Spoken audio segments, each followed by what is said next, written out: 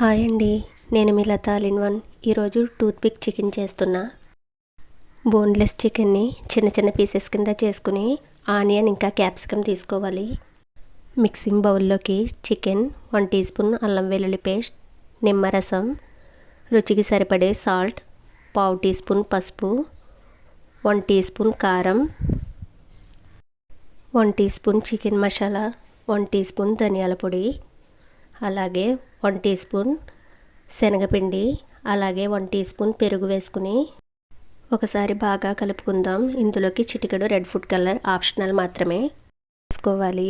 ఇప్పుడు టూత్పిక్స్ తీసుకుని ముందు ఆనియన్, తరువాత క్యాప్సికమ్, చికెన్ ఈ విధంగా పెట్టుకుని ఆయిల్లో ఫ్రై చేసుకోవాలి.